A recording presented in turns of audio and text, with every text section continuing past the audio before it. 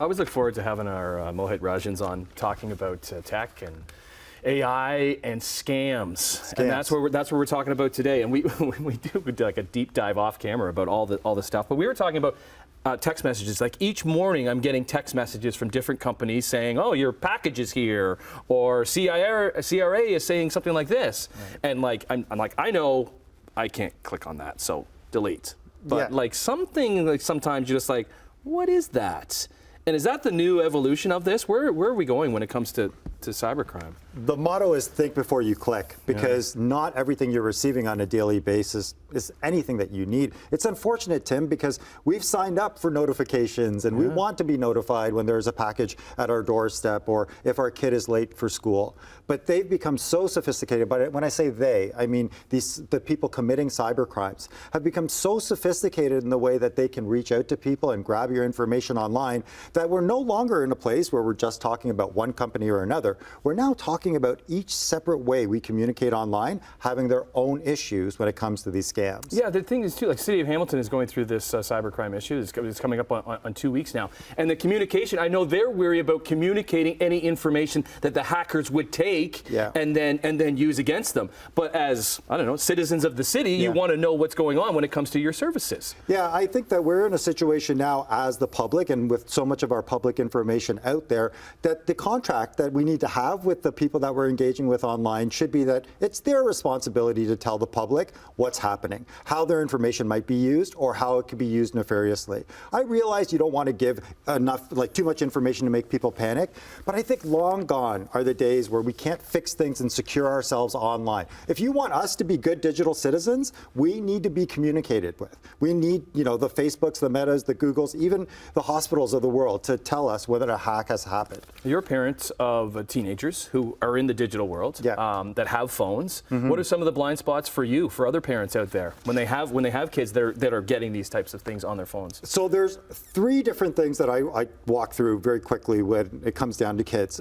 First of all, your kids are very much, if they're in gaming culture, there's a whole different security aspect when it comes down to their information, how they're being treated online, how their likeness can be used online. So make sure you understand with them about how they're traveling through the gaming world. The second thing is social media. In many cases, you know, our kids don't necessarily believe that Snapchat is forever, or they don't believe that sharing a video could be a problem. If you are sharing a deep fake video, if you are clicking on links that you think might be something that could be a discount for a PS5, you're a part of the problem. We got to get back to schools, do this digital literacy thing, a reset, and have parents and teachers talk a little bit more about the ongoing threats when it comes down to some of these scams. Because my kids too, they only know the digital world. What about an older demographic who are dealing with all these grandparent scams? Well, grandparent scams is just one of them, but let's talk about that even 40 and above. If you have a digital footprint out there, you've been out there for 20 years, you've been doing your stuff and posting, chances are you've been cloned somewhere and somehow. You might say, hey, I'm not on Snapchat. Go and check. You might be. There might be versions of you out there. I think what we have to do is understand that the technology has gotten to a place now where a grandparent could get a phone call from a niece or a nephew. It could sound exactly like them, but now we have to tell the grandparent what they should do in that situation, how they shouldn't react, how to take those steps to make sure it is authentic. We can no longer think that, oh, it's just sophisticated and they're going to make sure that their person is real on the other line. Okay, but where does it start? Where do we begin to protect ourselves then? So there's 2 things that we should learn just from this week. First of all, with Meta, Facebook, that whole ecosystem being down,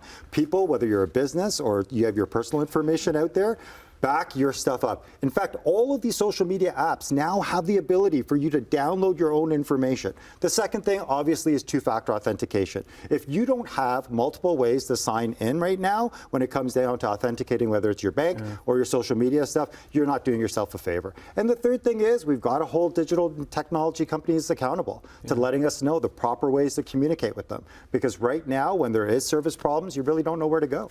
Where were you in the great shutdown of Instagram and Meta on what day was it? March 5th of 2024? Because I found it kind of cleansing though, when that does happen, where you're just like, I can't go on there. I can't use it. Although I was at work and I was using it for work, but it is kind of nice sometimes. Tim, local businesses were affected immensely by this. Okay, and I think we have to look at the small business aspect, and that you and I, we could probably get away with a little bit of downtime.